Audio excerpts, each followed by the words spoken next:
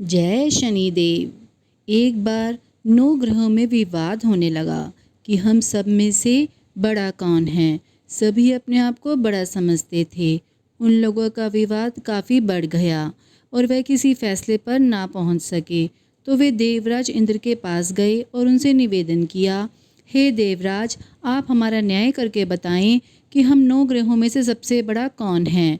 ग्रहों की बात सुनकर इंद्र घबरा गए और बोले, मुझ में इतना सामर्थ्य नहीं है जो मैं किसी को छोटा बता सकूं। मैं इस मामले में कुछ नहीं कह सकता। हाँ, मैं एक उपाय अवश्य बता सकता हूँ। इस समय मृत्यु लोक में विक्रमादित्य का राज है। वे दूसरों के दुखों को दूर करने वाले हैं, इसलिए तुम्हें उनके पास जाना चाहिए। देवराज इंद्र की बात सुनकर सभी ग्रह महाराज विक्रमादित्य के पास गए और सारा किस्सा सुनाया। ग्रहों की बात सुनकर महाराज विक्रमादित्य सोचने लगे कि किसको छोटा बताऊं। काफ़ी देर तक विचार करने के पश्चात उन्होंने एक उपाय सोचा। सोना, चांदी, कांसा, पीतल, रांगा, जस्ता, अभ्रक और लोहे आदि 9 धातुओं के 9 आसन बनवाए और उनको क्रमानुसार बिछा दिया। सोने का सबसे आगे और लोहे का सबसे पीछे। इसके बाद राजा ने ग्रहों से कहा, आप सब अपने आसनों पर बैठ जाइए। जिसका आसन सबसे आगे है उसको सबसे बड़ा और जिसका सबसे पीछे है उसको सबसे छोटा समझिए। क्योंकि लोहे का आसन सबसे पीछे था, इसलिए शनिदेव ने समझ लिया कि राजा ने मुझे सबसे छोटा बता दिया है। उन्होंने कहा, राजा, तुम मेरे पराक्रम को नहीं जानता। सूर्य एक राशि पर 1 महीना, चंद्रमा 2.25 दिन, मंगल 1.5 महीना, बृहस्पति 13 महीने, बुध और शुक्र 1-1 महीना तथा राहु और केतु उल्टे चलते हुए केवल 18 महीने केवल एक राशि पर रहते हैं। परंतु मैं एक राशि पर 30 महीने तक रह सकता हूँ। जब श्री रामचंद्र जी पर 7.5 आई तो उनको वनवास हो गया और रावण पर आई तो भगवान श्री रामचंद्र जी ने सेना लेकर लंका पर चढ़ाई कर दी और रावण के पूरे कुल का नाश कर दिया। इसलिए राजा, अब तू तनिक सावधान रहना। शनिदेव की बात सुनकर राजा विक्रमादित्य बोला, जो कुछ मेरे भाग्य में लिखा होगा सब देखा जाएगा। इसके पश्चात अन्य ग्रह तो बड़ी प्रसन्नता के साथ और शनिदेव क्रोध में भरकर विक्रमादित्य के दरबार से उठकर अपने अपने स्थान को रवाना हो गए। कुछ समय के पश्चात जब महाराज विक्रमादित्य पर 7.5 आई तो शनि व्यापारी का रूप धारण करके अनेक तरह से सुंदर घोड़ों के साथ महाराज विक्रमादित्य की राजधानी पहुँचे। राजा ने व्यापारी के पास आकर उन दोनों को देखा और उनमें से एक सुंदर घोड़े को पसंद किया और सवारी के लिए उस पर चढ़ा। बस राजा के उस पर चढ़ने की देरी थी कि वह हवा हो गया और जंगल में राजा को गिराकर अदृश्य हो गया। अब राजा जंगल में मारा मारा फिरने लगा। भूख और प्यास ने भी उसको बहुत सताया।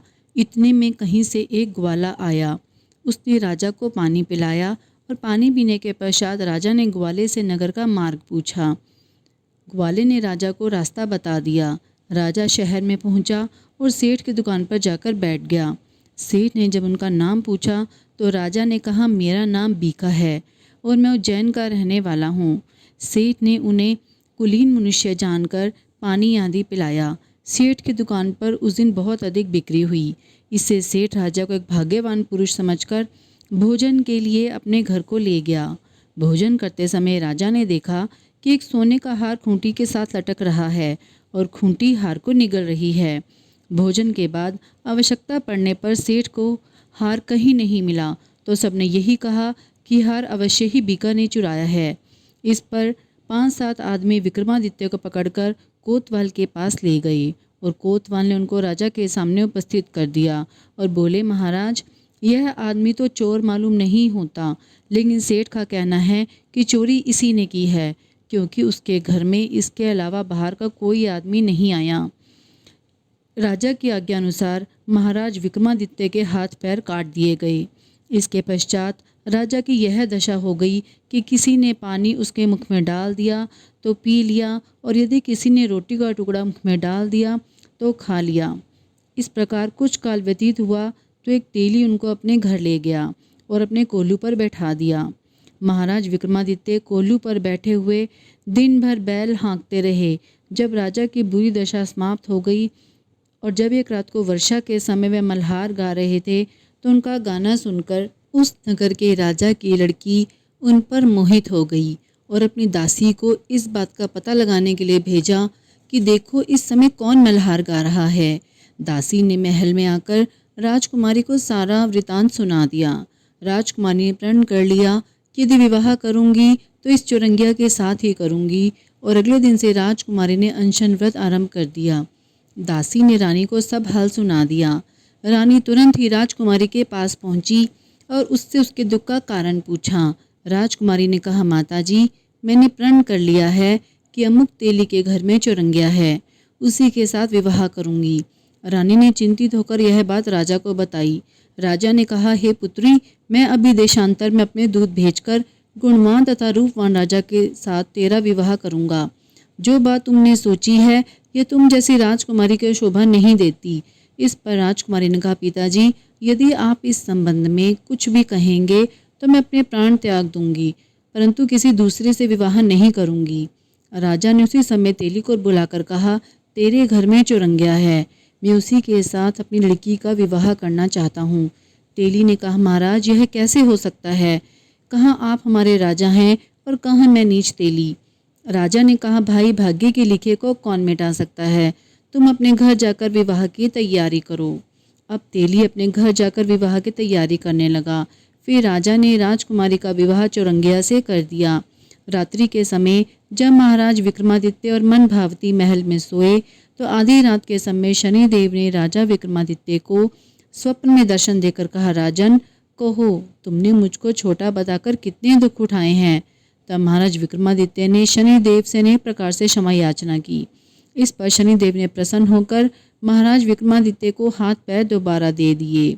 विक्रमादित्य ने शनिदेव से कहा, महाराज, मेरी एक प्रार्थना स्वीकार करें कि जैसा दुख आपने मुझे दिया है वैसा दुख आप किसी और को नहीं देंगे। शनिदेव ने कहा, राजन, तुम्हारी यह प्रार्थना मैं स्वीकार करता हूँ। जो मनुष्य मेरी कथा सुनेगा और चींटियों को आटा डालेगा उसके सारे मनोरथ पूरे होंगे। इतना कहकर शनिदेव अंतर ध्यान हो गए। प्रातःकाल जब राजकुमारी मनभावनी की आंख खुली और उसने महाराज विक्रमादित्य के हाथ पैर सही सलामत देखे तो वह आश्चर्यचकित रह गई। उसको चकित देखकर राजा ने उसे बताया कि मैं उज्जैन का राजा विक्रमादित्य हूँ। इस पर सारे नगर में प्रसन्नता की लहर दौड़ गई। जब सेठ ने यह सुना तो राजा के पैरों पर गिरकर क्षमा मांगने लगा। राजा ने उनसे कहा, सेठ, मुझ पर शनिदेव का कोप था, इसमें आपका कोई कसूर नहीं। सेठ ने कहा, परंतु मुझको तभी शांति होगी जब आप मेरे घर चलकर प्रीतिपूर्वक भोजन करेंगे। सेठ महाराज विक्रमादित्य को अपने घर ले गया और बहुत ही बढ़िया स्वादिष्ट भोजन सामने रखा। जब विक्रमादित्य भोजन कर रहे थे तो उन्होंने एक आश्चर्य की बात सबको दिखाई। जो खूंटी पहले हार निगल गई थी अब वो हार उगल रही थी। महाराज विक्रमादित्य ने कहा, जब मुझ पर शनि की दशा थी तब खूंटी ने हार निगल लिया था, अब शनिदेव की दशा समाप्त हो गई तो खूंटी ने हार उगल दिया है। जब भोजन समाप्त हो गया तो सेठ ने हाथ जोड़कर कहा, मेरे यहाँ एक कन्या है, उसका पाणी ग्रहण आप करें। इसके बाद सेठ ने अपनी कन्या का विवाह राजा विक्रमादित्य के साथ कर दिया। महाराज विक्रमादित्य राजकुमारी मनभावनी, सेठ की कन्या श्री कंवरी सहित अपनी राजधानी को रवाना हो गए। नगरवासियों का खूब स्वागत किया। विक्रमादित्य ने नगर में यह घोषणा करवाई कि शनिदेव सब ग्रहों में सर्वोपरि हैं। जो भी कोई शनिदेव की कथा को पढ़ता और सुनता है उनके सब दुख दूर हो जाते हैं।